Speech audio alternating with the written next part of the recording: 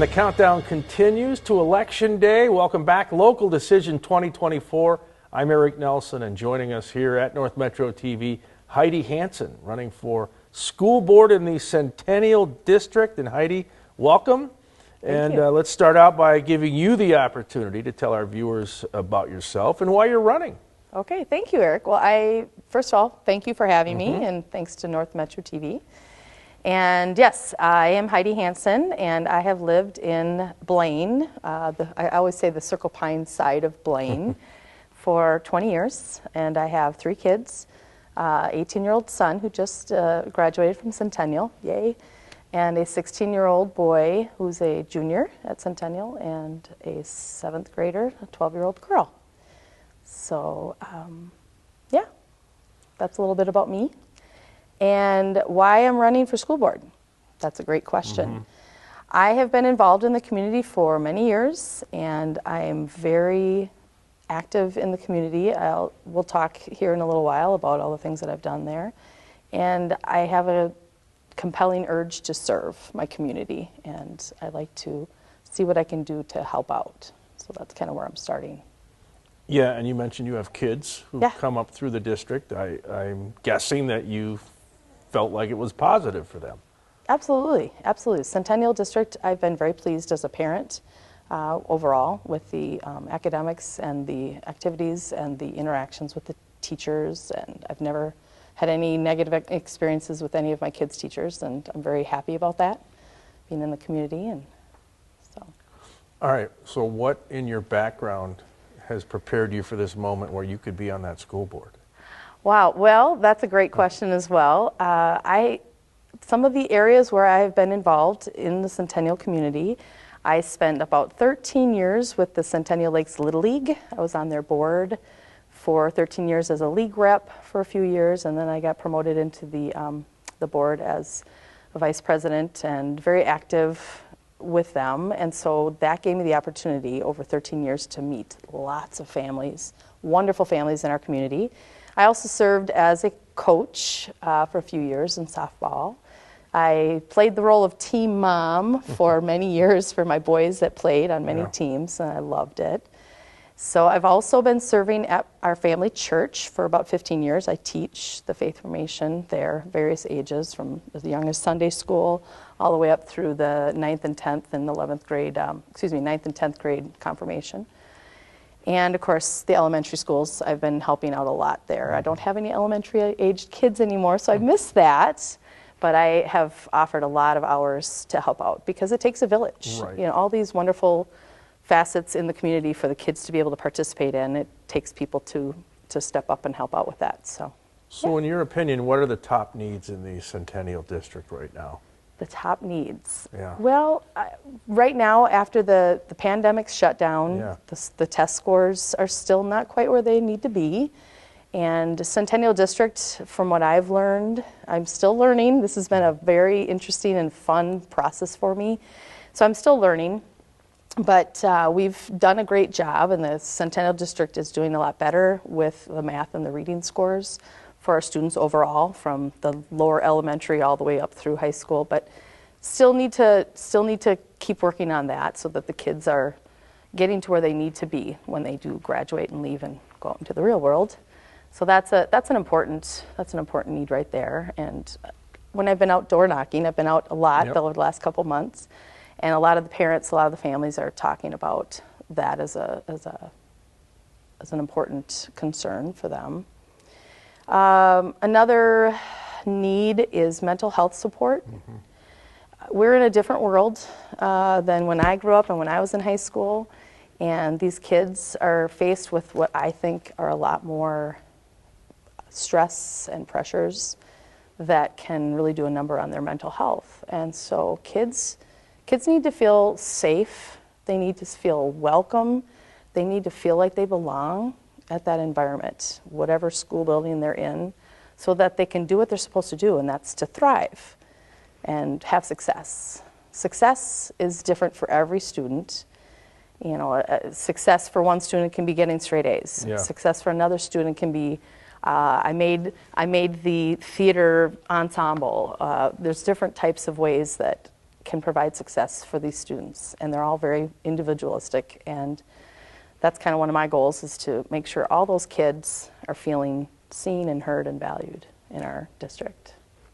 You know, in one way, it seems like COVID was decades ago. It does. And then it also seems like maybe it was yesterday. Absolutely. So the domino effect of COVID, we're still feeling it, aren't we? And we're still trying to Absolutely. play catch up at the school level, right? Absolutely. You are hitting a nail on the head, my friend.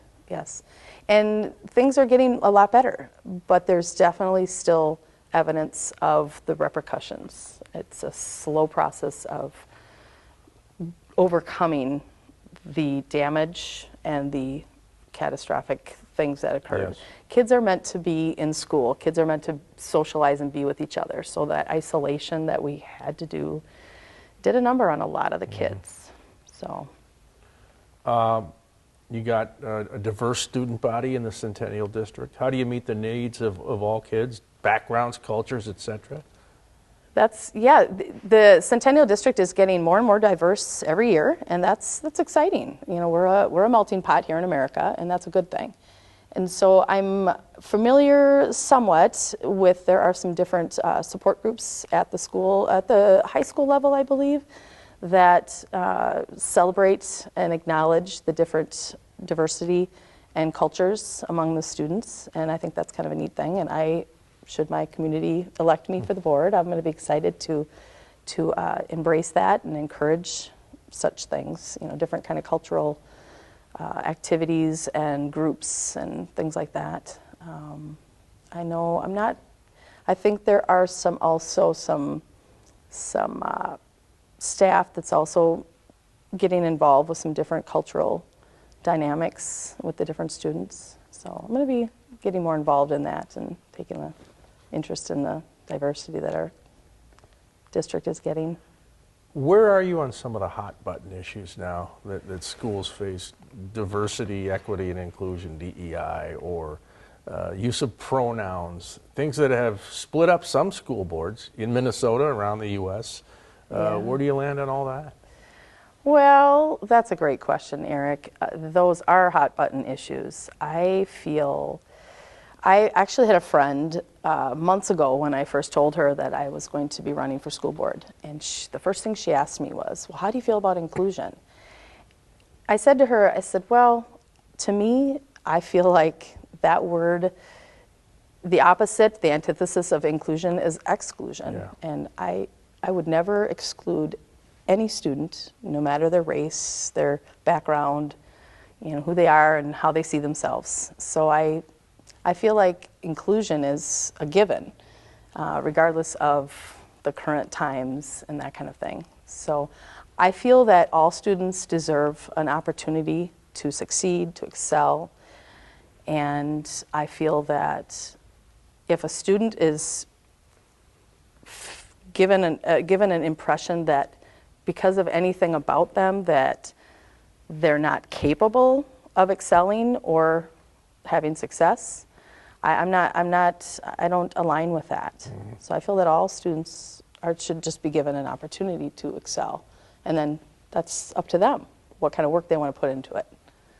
So, are you somebody that says it should be just basically core issues that are taught, like reading, math, science, or do you believe, yes, those are taught, but also you have other curriculum that you do tell the truth about U.S. history, which isn't always pretty? Right. You know, where do you fall on that? Absolutely. I'm all for what's kind of old school, the 3 R's, the writing, the reading, and the arithmetic. That's what's important. Literacy is the most important thing for any student. If a child cannot read, and I don't mean just read, comprehend, then once they go out into the big bad world, they're going to struggle. So literacy is the most important key, and that is something that all school districts, but Centennial, that's where I'm going to focus, is that literacy piece, that our kids need to be able to read, able to comprehend, so that they can have success as they go out into the post-secondary world. I feel like, you know, in the past, maybe if somebody ran for school board, they were almost anonymous. I feel like, though, now you're in the spotlight because of all these issues. We've seen very acrimonious school board meetings in Okehennepin, for one, and others around the nation. So do you feel like this job comes with more of a, hey, you're being analyzed, you're swimming in that fishbowl? I am expecting that to be the case, but I'm a very level-headed, easygoing personality. My best trait, Eric, is I'm a great listener. I'm a great listener. So I feel that that's going to be a great benefit to the school board, that I'll be able to, when people come to us, parents, students with their concerns and their issues, I'm going to listen, and I'm going to listen to understand and not listen to reply.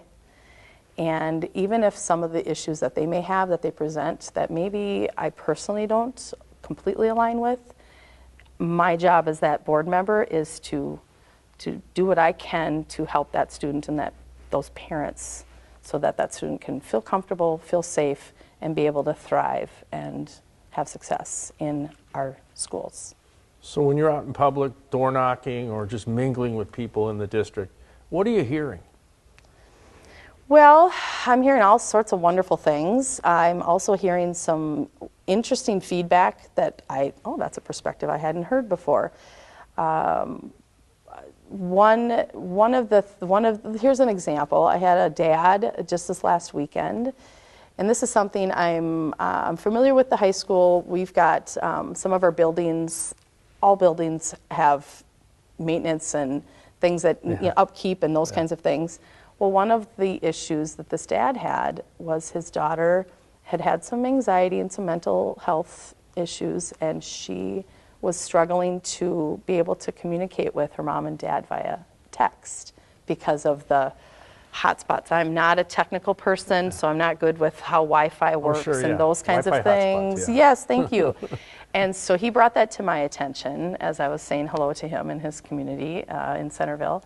And I said, I had that experience with my now graduate a couple of years ago. So I appreciated him letting me know. And he was concerned. He's like, that seems like something that can be resolved easily. Well, I did talk with a board member. I brought it up to a current board member. And they said, yeah, they're working on that. They're adjusting funding so that they can fix that, whatever the terminology might be to fix that. But so I'm hearing, like I said previously, the academic piece, a lot of people are familiar and still resonating from that shutdown, and they're able to access the test scores in the news and that kind of thing. So that's a important issue for a lot of parents and families. Also, the mental health has been something I've been hearing about, so that's something will be a very important thing for me to make sure. Again, like I said, a lot of kids with the exposures, the social media, and that kind of thing. It's a much more intense issue nowadays versus 15, 20, 30 years ago. So we got to make sure our kids feel good when they come to school.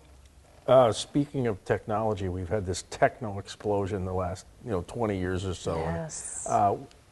What's your stance on kids and cell phones in school? I know there's some areas, some districts where you can't have them in certain spots and situations. How do you get them to unplug? Is that a good thing? Should they unplug it, at least for part of the day? Yeah, that's another hot button issue. I know that Centennial District is currently having discussions about that, whether they're going to forbid the use of cell phones at all or not. I don't know where they're at with it currently. For me personally, I feel, and again, this is something I've talked with parents as I've been outdoor knocking and having conversations. I do think that the cell phones are a distraction from the kids being able to do their job in the classroom, which is learn and study and excel and those kinds of things. However, like the example of that dad in his driveway, and he had that concern about his daughter. All she needed to do is if she could just shoot a quick text to me and I can kind of talk her off her little mini ledge in that moment, kind of thing. So I think it's going to take some discussions with administration, staff, parents, get some feedback from families, and try to come up with some solutions of what would be a happy medium, a happy balance. I don't know if taking away the cell phones entirely throughout the entire day is the correct answer. I'm not sure about that, but I do feel there is a distraction there, and I think some restriction might be a good thing. So that's where I'm at, Eric. All right, Heidi, before we go, this is your chance to tell the viewers why they should vote for you, put you on that Centennial School Board. Okay, fantastic. Thank you.